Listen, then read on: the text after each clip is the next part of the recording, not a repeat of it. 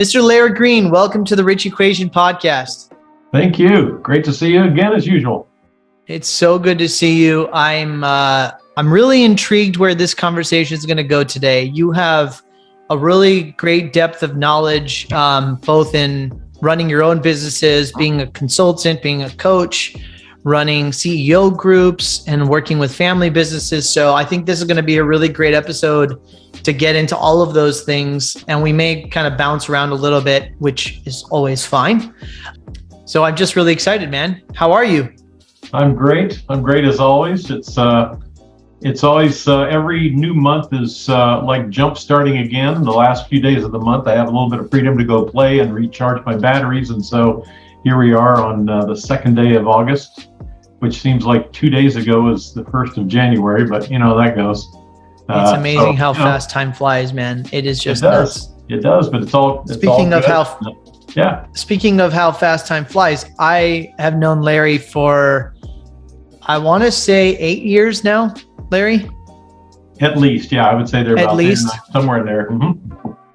Yeah. And I actually met. Yeah, and I actually met Larry. I reached out to a group named Vistage, which is a CEO roundtable group. When I was probably like 24, 25, I had my head up my butt, had no idea what I was doing. Felt lost as an entrepreneur, which I'm sure a lot of listeners can attest to that there's phases in our journey where we are in over our heads and don't know what to do. And reached out to this group of other CEO roundtable leaders, and Larry connected with me, and we just got connected. And I was in Larry's group for 5-6 years. Yeah. And I give a lot of my business knowledge and wisdom. And I mean, for all intents and purposes, Larry changed my life in a lot of ways. So I owe this man a lot, and I'm excited to have him on the podcast to share with you guys. Thank you. That's high praise. And of course, I give a whole lot of that praise to all of your fellow CEO members that were in the groups along the way. And because you know, the cool thing about those types of groups is that you learn from each other. You bring a dozen people together in a room with all that experience. And what I've had more than one of them tell me is they love having the younger, hungry entrepreneurs like yourself in there, because you're eager to learn and they've got all that knowledge, and it really fires them up to be able to share. It's really a great give and take. The model has really been valuable, I think, for a lot of people, and it's a lot of fun to drive that train. That's really mostly my job, is to kind of keep the train on the tracks. And sometimes the train gets off the tracks, but you do a good job of keeping it on the track majority of the time. Yeah, there's fun off the tracks too. You know, that's where the surprises are. So, yeah, we can go in all kinds of different directions. I mean, firstly, let's kind of stay here for a minute because sure. I think that the Vistage architecture of having entrepreneurs work together, learn from each other, be vulnerable, expose their weaknesses or challenges is something that is sort of at my, one of my main pillars here at the podcast, because it's frankly why I launched the podcast, is because I feel like these discussions and conversations significantly improve the probability of an entrepreneur to succeed. Absolutely. And we're trying to build our own community here at the Rich Equation. I know that Vistage has done a great job internationally. There's different groups like YPO, and it's happening more and more. Mm-hmm.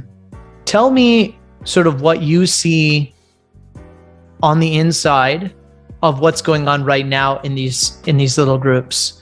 And to give the listener a little context, Larry runs a handful of different leadership groups, meaning owners of small businesses. And he probably runs like 4 or 5 groups now, right, Larry, with maybe 10 or 15 people each. So you get a lot of intimate details, intimate knowledge on what's going on right now. So I really want to pick your brain. Sure. Well, first of all, I haven't been with Vistage for several years. I now run Mercury Leadership, which is frankly the same format. There's various reasons that I pulled away from Vistage, but there's no reason going into that. But the format is very similar. And the format, just to give them just a little bit more detail, is that we meet once a month with each one of the groups, pretty much for a full day. And I kind of call it a round table or a board of directors, with the difference is the board members are from different businesses as opposed to all of them being somehow affiliated with a single business. And like I said earlier, they are able to, they bring all of that tribal knowledge, their experience to that, whether they've been in business 2 years or 20 years, and share it with each other. And the interesting thing that you don't expect in those groups is that even though you may be the most seasoned person in the group, you still learn something every time we get together. Someone will say something, oh, wow, I never thought of that. I never thought of that angle. I was on with one of my coaching sessions this one morning with one of my longest members, and he had a couple of those little aha moments that you didn't know how to look at that, and so the ultimate goal or the ultimate result oftentimes from those meetings is that you'll save somebody from making expensive mistakes, and expensive can be just time consumption or save somebody some time, money, just they can be huge mistakes or small mistakes, but they all add up, and by avoiding that, help them, we used to say, kind of see around corners by just listening to the other people in the room. And we kind of take them down to the bare bones once in a while, open the kimono. I mean, you recall being in some meetings and some literal tears being shed in those meetings because you hit on something that's more personal than business. There's no way, by the way, to separate personal and business. It's just life, and so that's kind of the structure of it. And what I'm seeing these days, it really is kind of like a river that flows. We don't have too many major changes because that's the way life and business works. It flows. The last couple of years during the whole COVID pandemic, most of my clients were thriving. Some of them were growing like crazy for various reasons. A couple of them had a little bit of slowdown from, sometimes it was for labor issues. They couldn't get enough people to do the work, or their customers pulled back a little bit. But it's like I said, it's kind of like a river, it just flows. Profits are up, I would say, for most of the companies that I work with over the last several years. They continue to climb. And a lot of it is because of the efficiencies that they're looking for, because that's a lot of what I look for as the coach and the driver of the groups. Is I have the benefit of looking across all businesses and comparing and contrasting best practices, anything that contributes to or detracts from profitability or revenues. I can see if one CEO or one key executive is drifting off and not performing, and I can have conversations that will help them either pull back or dig into what's going on, what's causing this drift, type of a thing. So like I said, the majority of my clients they're doing well. Well, what I remember first stepping into those rooms, and again, as a younger guy, not knowing my head from my butt, I think that the first things that come to mind are, firstly, these people are my competition, which that's false. Second thing is, no one really understands what I'm going through. Also false. I'm in it by myself. Also false. And I think that a lot of entrepreneurs go through this season in their life where they perhaps are stuck, or they're really suffering, or they're going through things. And you mentioned this, there is no such thing as business and personal. It really is harmony together, but we don't really quite identify that way. And so I think that it is absolutely necessary for entrepreneurs to find a community like this. And I really encourage all entrepreneurs to find something, even if it's, and we talk about this, right, Larry, about kitchen cabinets.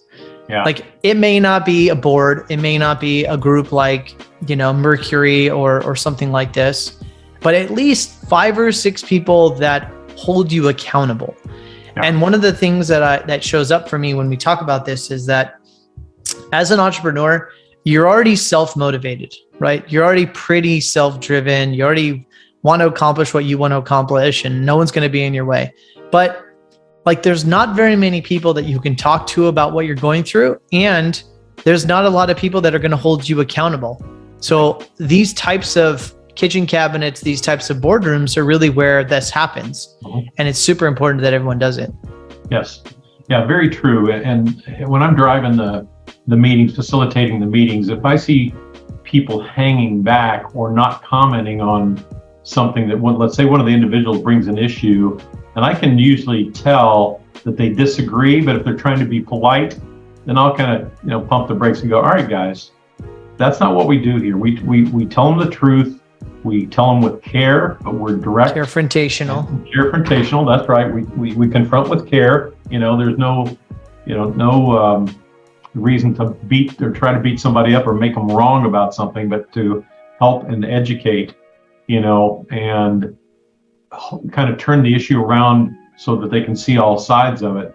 And by fostering that safe environment where it's highly confidential, get to know each other, build trust, then that it's pretty easy to get there once you do that. And that's my job, is bringing people together and helping them find common ground to trust each other.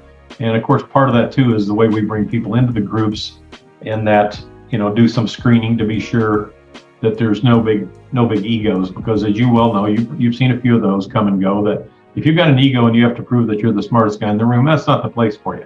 That's not the place You're in for the that. wrong room. We're there to help each other, and you got to come in with some humility. That's the place, and that's where the learning comes from. Yeah. So on this vein, step one is getting in the room. Step two is participating, right? So yes. Tell me what you see work. So if I want to participate in this, or I'm thinking about, how do I engage with my kitchen cabinet or my round table? What are some of the traits that you see work in people, and what do you see that sort of distracts people, and perhaps why they don't get the most out of the experience? Yeah, it's kind of a give to get environment to a degree. I'll give you some examples. To answer your question, the more vulnerable you are in the group, the more you will get out of it, because the more vulnerable you are, the more vulnerable others will be. If you say something that, for example, I'm kind of embarrassed to say this, but this is what I did, or this is what happened. And somebody will inevitably chime in and go, oh yeah, I did one of those, and it was really dumb, and it's embarrassing, and it cost me this or that. And once that sharing starts to come out, everybody realizes, oh, I can open the kimono in here. I can bare my soul a little bit in here. And, my job, once again, is to watch and make sure that is, that it's kind of not an even playing field, but that it is a safe place, probably the best way to put it. It is a safe place to do that. And I watch for people's, everybody's got an ego, and so make sure that nobody gets stepped on in the process.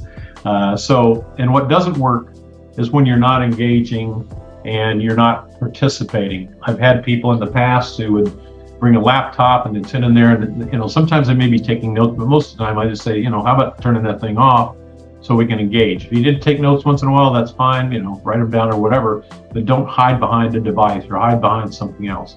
I can remember a couple of members that were actually kind of shy. I knew they had an opinion, I knew they were engaged, but I can remember one that was in your group, and often I had to ask him. I would say, I'll call him Joe. I would say, Joe, I see you over there thinking, what do you think about, what are you thinking about what Ashish just said? And once I call them out, then they'll step into the conversation. But I make sure that nobody hides out in a corner, and they appreciate that. And sometimes that's the way that they have to be engaged. They need to be directly asked.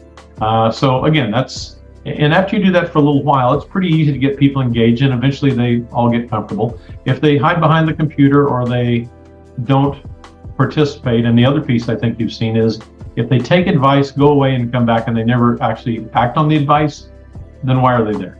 That's the other way to fail. Never take the advice, never act on it, and then just come back and complain about the same stuff again. And I think it's important to know that everybody is different. Different companies, right? So they're all non-competing, but also every entrepreneur has their own expertise, right? Oh, yeah. And so how do you, if I think about it, like certain entrepreneurs are sales CEOs. Some entrepreneurs are really great at marketing. Some are great at manufacturing. Some are great at process. And by having this group of people all together solving problems, you really get to see all the different types of thinking and the way that people solve problems. And it significantly accelerates your learning. How are you learning, or what kind of content are you bringing to the group in a way that they can also accelerate their learning? Because you always kind of have to be one step ahead, right?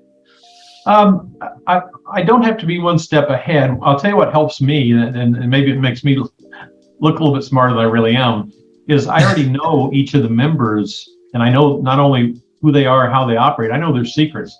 I also know their flaws. And I you know all flaws. the dirty secrets.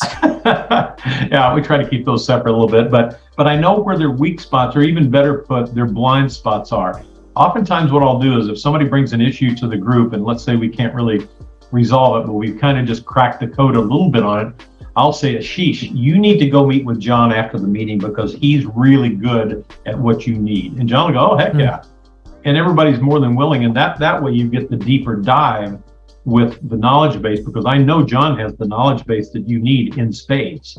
And so I'll pair people up like that and, and direct them to get together. And then when they come back, to the group, maybe the next time I'll ask, hey, did you guys get together? Yeah, we dug into this and it was really helpful, that type of a thing. So my knowledge base, I've owned companies, I've done a lot of things, I've been in a corporate career and all that, and I do bring all that, but my real superpower, if you will, is getting to know all the members very intimately, their businesses, frankly, their families, all their employees.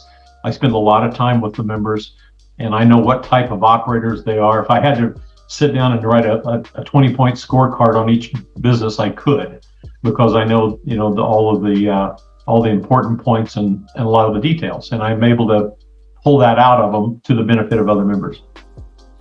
Let's get a little tactical. I want somebody to walk away with sort of a takeaway, and we talk a lot about takeaways in these groups, Sure. right? Is what did you learn today and what were your takeaways? Yeah. But I think whether it's in family or it's in business, whether you run your own business or maybe you're running a team, I think that one of the things that's super important is how to deal with really complicated challenges or issues that could get a lot of people involved.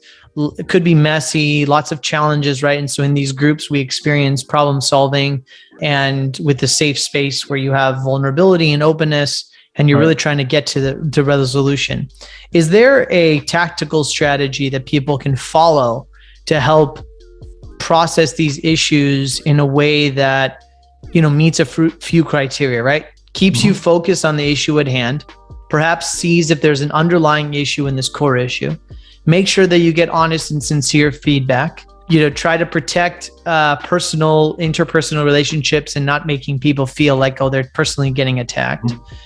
And doing it in an efficient way, rather than having 2 or 3 hour ruminating discussions where everyone has to have input and it's just endless. I think that these groups do a really great job, or you've done a really great job of doing that. So I'd like people to kind of walk away with the tactical step on how can I issue process something that I'm going through. Well, people, once in a while, people say, oh, Larry's a consultant. Well, that's not true. I'm a coach. And they'll go, well, what's the difference? A consultant to me is somebody that will come in, maybe analyze whatever you requested them to analyze, give you some input, some advice. They write a book on it, they hand it to you and say, here you go, thank you, good luck implementing this, and then walk away.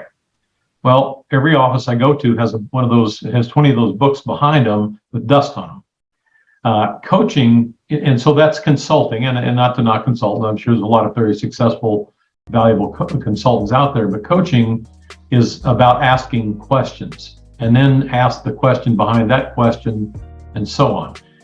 And as you know, I do individual coaching sessions with all of my members, one-on-one, typically in their office, and then we drill down on whatever their individual issues are. And I listen. I listen to what they're saying. I also listen to what they're not saying.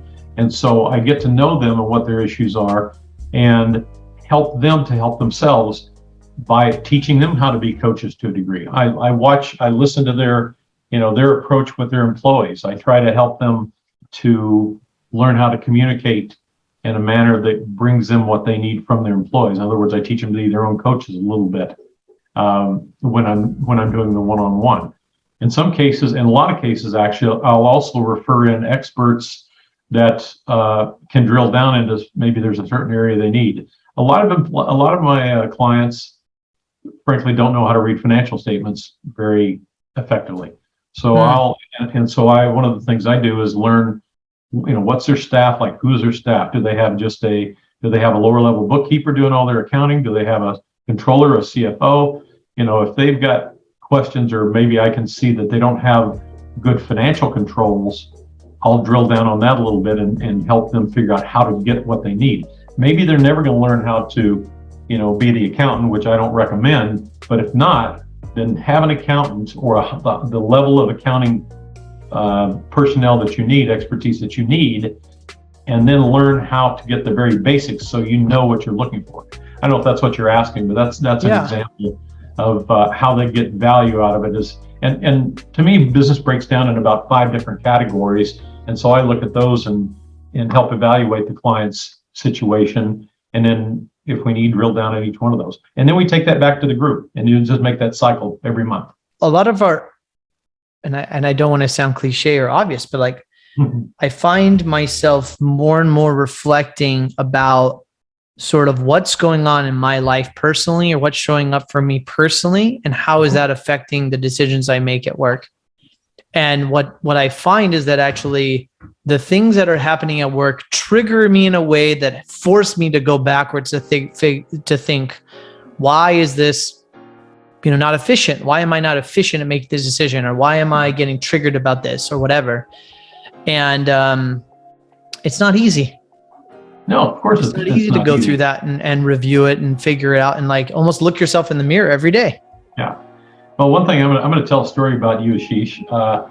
First of all, you're kind of like a high-level race car. You're constantly tweaking and tuning up and looking at all the angles and looking at all the input and the output, and your family's super important to you, it is with a lot of my clients. But I don't know anybody that's family is as important as it is to you. And I've met your whole family.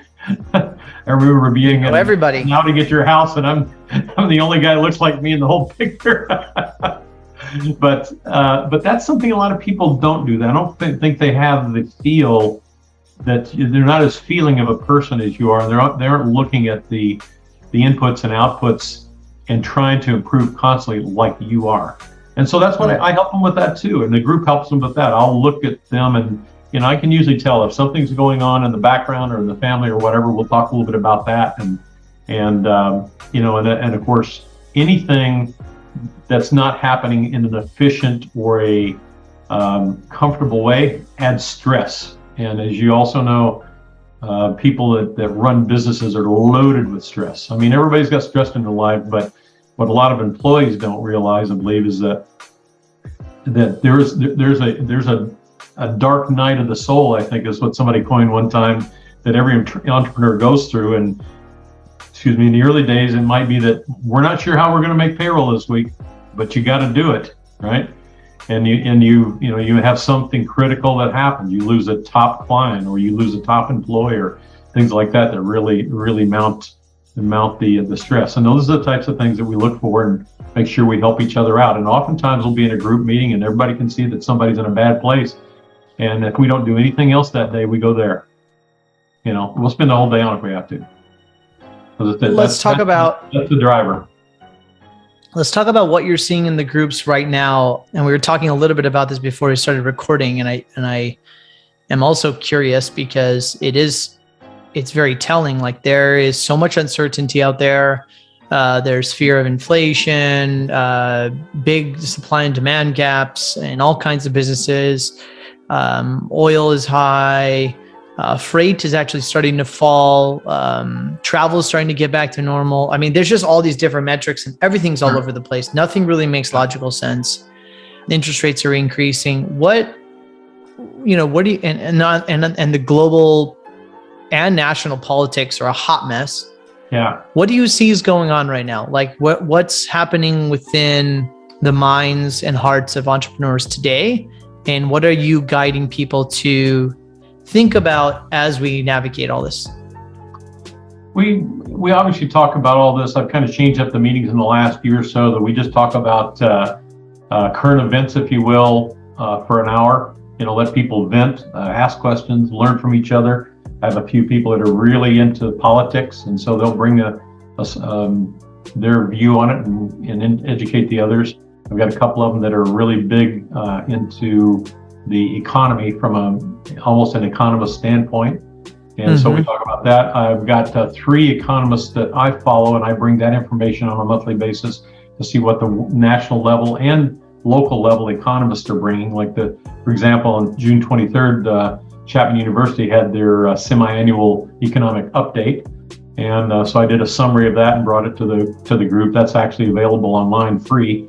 It's about a 2-hour video now that the you had sent that to me. That was really good. Yeah, they do that in June, and then they do their full economic forecast in December, and then they do the update in June. So we talk about those types of things, and within the groups, we end up with a pretty good picture of what's going on. Right now, since I work with a fair amount of construction and manufacturing, their backlog goes out for several, I would say 2 to 3 years. And so their backlog continues to build in construction, and the forecast from the manufacturing, for example, some of the manufacturers are tier 2 and tier 3, which means they make a part that goes in an airplane or something, right? That's tier 1 or tier 2, tier 3. And so they have a pretty far outlook. And so they don't get surprised. In other words, like if they're building a new, jet, they don't just shut that down. That goes for 5 years or 10 years. If you're building a skyscraper, that goes for 2 or 3 or 4 years or whatever. And then some of the service providers that are in my groups, they're seeing growth. So, I think we're fortunate in that in Orange County in Southern California, the economy is very robust, and the uncertainty areas like the war, it may have some impact somewhere along the line, but the supply chain seems to be stabilizing. That did impact some people for a while. I had one technology company that it wasn't just the war, but it had to do with some acquisitions of their suppliers. And they went from typically about a 20-week lead time out to a 60-week lead time on certain components. And it only takes one little computer chip to stop like you've gone through, to stop their production. Yeah. And they're strategic enough in their thinking and their insight into their own industry and looking for other suppliers, they've been able to weather it. And even though they're, in fact, in the middle of COVID, they make, the company, they make modems, set-top boxes for, connecting you to the internet, and most of their clients are in the middle of the country. So it's not like us here. And so they don't have to have cutting edge technology. Their technology can be 4 or 5 years old and they're happy as they can be. But that company, they ran their inventories down to where the warehouses were basically empty. Down to where instead of, for example, they usually stock about $5 million in inventory, they burned it down to about $500,000. And their distributors burned their inventories down too, but that's just where the demand was, and they couldn't get it fast enough. But they weathered it. They did a lot of strategic shifting in the middle of it. They were buying, for example, I think he mentioned that they were buying computer chips on the spot market. Who knew such a thing existed? But they knew where to go look, and they had to pay 3 times as much for the chips or 5 times or whatever it was, and to build their products. And so they figured out how to, get back on track. And now I was with them on the phone this morning, for example, now their inventory is so bloated, they're trying to figure out how to blow it out because they kind of got that whiplash of, ordering all that. Now they're back in stock and demand has dropped a little bit. So they figured out, and they talk about all of those things in the meetings, and they get some input from people, and they figure out how to weather it. But I guess the one common denominator in the people that I work with, and I try to be sure that they, as best I can, help them with, is to have the furthest sight out that they can. Be able to look far enough into the future to not get big surprises. If there's one thing in the groups, I see that in a lot of people and the members, that they have that ability, or they learn that ability along the way, because surprises like that can crush you. If you don't have, if they were caught flat-footed, they didn't know, where to go and get those computer chips, and they ran completely out of inventory. Well, now you've got 30 employees with no income, no revenue. So, that's, I think it just reconfirms why these discussions or these groups are so important, because they're complicated problems, and to have multiple people look at those problems and help you through it and guide you through it, hold you accountable through it, force you to look past the short-term effects of everything going on and make wise decisions, I think is really, really critical. What's next for you? What are you kind of focusing on? Where are you trying to really improve or focus on? Well, the natural progression for me has been over the last 10 years that I've been doing this is to work more and more inside of the businesses that I do work with. And if there's a need there, then I press into it and it seems to work really well. So I do strategic advisory for any or all my clients that want it. I'll do inside groups for them, like I think I did for you years ago, where I'll not only deal with and coach the executives, but I'll create programs to go into middle management. And a lot of times they're communication programs that, they're always custom depending on what the people, the needs of the groups are, the level of maybe education, sophistication, whatever their needs are, because the communication and the coaching concepts really are the same for everybody. I just find out what level they need. So I'll go in and do that. Strategic planning. I go inside and do a lot of that. If they have a strategy, I'll help them execute, because that's usually where they need the most help, is they're just not following a strategy or executing. If they don't have one, I'll help them create it and then execute it as well. To give an example, this was kind of a fun. There's a client I've been working with for about 5 years. They're about a $10 million manufacturer, and they were struggling with all things cultural. Sales were flat, profits were real minimal, and we worked on it for a long time. So a year ago, February, I went to him and said, let's do a strategic build out here. I'll work with your executive team, then we'll bring in the middle managers and just build it up from there. We've got to get your culture really, everybody aligned here, because you're all over the place. And so they said, okay. So I worked with them for a year. At the end of the year, this past February, I went to the CEO and I said, well, let's review. I said, we hit about 25% of the goals that we agreed that we wanted to hit. None of them were even financial. We didn't get that far. We're just trying to build the culture out. And I said, it's not working. I said, let's not do this anymore. I don't want to waste your time, your money. It makes no sense. I said, but I have a proposal for a plan B, if you want to call it that. And long story short is I made a recommendation that we replace him as a CEO, and we put in a board of advisors. And I thought, well, I either get fired today or I get hired for a new project, one of the two, but I'm okay either way. I've always told my clients, he did it. It's got to be about you all the time. Can't be about me, And he did it, and that was about 120 days ago. And the culture is improving just rapidly. The sales are increasing a little. We've got to build out the culture and we replaced about 4 or 5 bad actors already, and we've got 3 more to go. But the culture is rising like the sun already. It's really amazing. Beautiful. I love doing that kind of stuff. I mean, there's no place to go but up with this company. And the CEO he's happy. He's kind of a nervous kind of a guy, but he's getting happier and more comfortable with all the change. So that's what I'm doing. And then also boards of directors. I'm looking for more boards to be on, because I've got all these years of experience, and I love everything about business. And so the more I can help people, but I feel a board level help is probably my next shift, if you will, and more of the strategic advisory. So that's the level I like working at, where I feel I can help people the most. Let's talk about your routine. As we wrap up here, I have a couple more personal questions. What is your daily routine to help you stay healthy, energized, focused, perform at this level? I mean, managing roundtable CEO groups like this is not an easy task.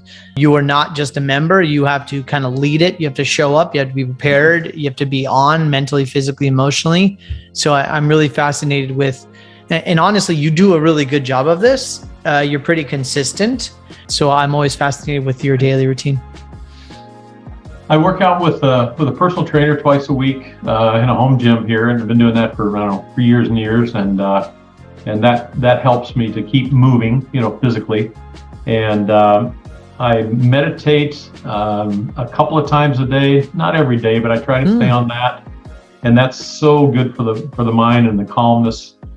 I do some gratitude exercises. I kind of come and go with that, but boy, every time I get into that, the gratitude stuff, it just helps to lift the spirit. I mean, I've got so much to be grateful for. I mean, just being an American alone is like number one on the list, and just all the other things that I have to be thankful for. I mean, meeting people like you in my life has just been a huge plus.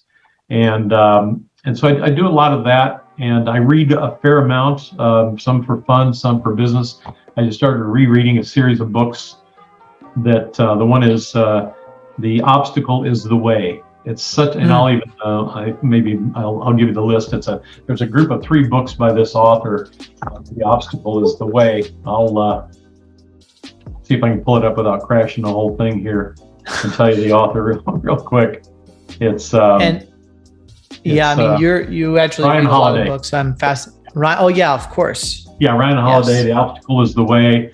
The Ego is the Enemy is the other one, and there's the third one. I can't think of the name, but I'm right in the middle of reading, and these are quick reads. But and then the coach, and I also always had at least one and often 2 coaches that I'm working with, and every time I'm with them, I just get a huge lift. And I'll leave you with this part. There's several books about this, but the core of it that probably has helped me the most in the last few years is self-love.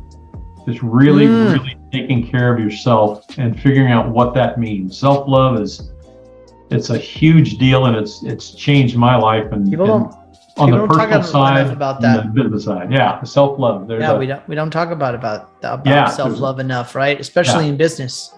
Absolutely. So I'm really glad you mentioned that. Yeah. So you can get burned down by stress and by all the things in the world if you let it. But if you really start with and stick with self-love and just take care of yourself, then you can get through anything else. Well, I mean, I think it's super important for people to find their path with a community.